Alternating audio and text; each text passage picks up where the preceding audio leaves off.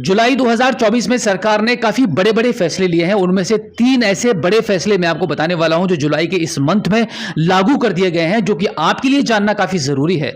दोस्तों, मेरा नाम है बिलाल खान और आप देख रहे हैं स्मार्ट शॉप। तो सबसे पहले बदलाव के बारे में हम बात करते हैं उत्तर प्रदेश के किसानों के बारे में। जो यूपी गवर्नमेंट की तरफ से इस निर्देश को जारी किया गया है कि यूपी में सभी किसानों को किसान कार्ड बनवाना होगा, और खास तौर से उन सभी किसानों को जो प्रधानमंत्री किसान सम्मान निधि योजना का लाभ ले रहे हैं, उन किसानों को किसान कार्ड बनवाना काफी जरूरी रहेगा। अगर कोई भी ऐसा किसान जो प्रधानमंत्री किसान सम्मान निधि योजना का लाभ ले रहा है और अगर वो किसान कार्ड को नहीं बनवाता है, तो दिसंबर में आने वाली प्रधानमंत्री किसान सम्मान निधि की 18वीं किस्त उस किसान को नहीं दी जाएगी। 1 जुलाई 2024 से लेकर 31 जुलाई 2024 तक गांव-गांव जाकर गवर्नमेंट की तरफ से कैंप लगाए जाएंगे किसान कार्ड बनवाने के लिए। किसान कार्ड के माध्यम से सभी किसानों की जमीन को आधार कार्ड से लिंक किया जाएगा। तो यह एक सबसे बड़ा बदलाव है गवर्नमेंट की तरफ से उत्तर प्रदेश के किसानों के लिए। अब हम बात करते हैं दूसरी बड़ी अपडेट की तरफ। अगर आप ट्रेन से सफर करते हैं, कभी भी आपको ट्रेन से यात्रा करनी पड़ती है, तो याद रखिएगा कि अगर आप वेटिंग टिकट का यूज करते हैं तो अब आपका वेटिंग टिकट विदाउट टिकट माना जाएगा। यानी कि वेटिंग टिकट के माध्यम से अब से पहले आप यात्रा कर पाते थे, अब आप यात्रा नहीं कर पाएंगे। यहां पर मैं आपको बता दूं कि इंटरनेट के माध्यम से कभी भी आप ट्रेन के टिकट को बुक करते थे और उस पर अगर वेटिंग आ जाता था, तो ट्रेन के चार्ट के प्रिपेयर होने के बाद अगर आपकी टिकट कंफर्म हो जाती थी तो आप उससे यात्रा कर पाते थे, और अगर वो टिकट आपकी कंफर्म नहीं हो पाती थी तो वो टिकट आपका ऑटोमेटिकली कैंसिल हो जाता था। और जब आप उसी टिकट को रेलवे के काउंटर पर जाकर बुक करके स्लीपर कोच में चढ़कर आप यात्रा कर पाते थे। अब रेलवे ने इस सर्विस को बिल्कुल खत्म कर दिया है।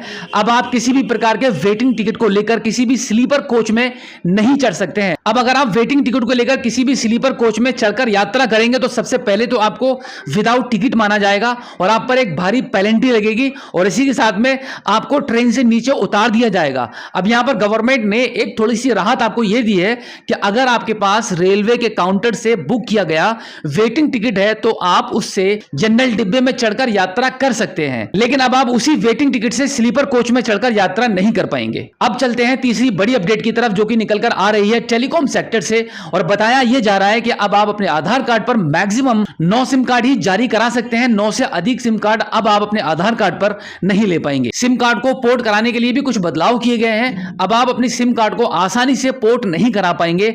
यहां पर आपको मैक्सिमम 7 डेज का टाइम लगेगा। इससे पहले होता यह था कि आप तुरंत ही अपने सिम कार्ड को जिस भी नेटवर्क में चाहते थे आप पोर्ट करा पाते थे। इस वक्त आप अगर एयरटेल की सिम यूज कर रहे हैं तो जियो में आसानी से पोर्ट नहीं करा पाएंगे। जियो यूज कर रहे हैं तो किसी और कंपनी में एयरटेल या वीआई में आसानी से पोर्ट नहीं करा पाएंगे। इसमें आपका मैक्सिमम 7 डेज का प्रोसेस रहेगा और प्रोसेस काफी लंबा रहेगा। यानी कि जिस भी सिम कार्ड को आप पोर्ट कराना चाहते हैं तो उस कंपनी से आपके सिम कार्ड पर मैक्सिमम 5 दिन तक वेरिफिकेशन चलेगा। वेरिफिकेशन कंप्लीट होने के बाद ही आपकी सिम को पोर्ट किया जा सकेगा, और अगर इस दौरान आपका वेरिफिकेशन सक्सेस नहीं हो पाता है तो फिर आपका सिम कार्ड पोर्ट नहीं किया जाएगा। तो जुलाई 2024 में ये सभी बड़े बदलाव किए जा रहे हैं। तो उम्मीद करता हूं कि आज की इस वीडियो में जो जानकारी मैंने आपको दी है, आई होप आपको काफी अच्छी लगी होगी।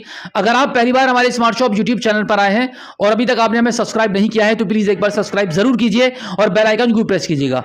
तो चलिए दोस्तों, मिलते हैं आपसे किसी और एक अगली वीडियो में एक नई जानकारी के साथ, एक नई अपडेट के साथ और एक नए जोश के साथ। तब तक के लिए जय हिंद।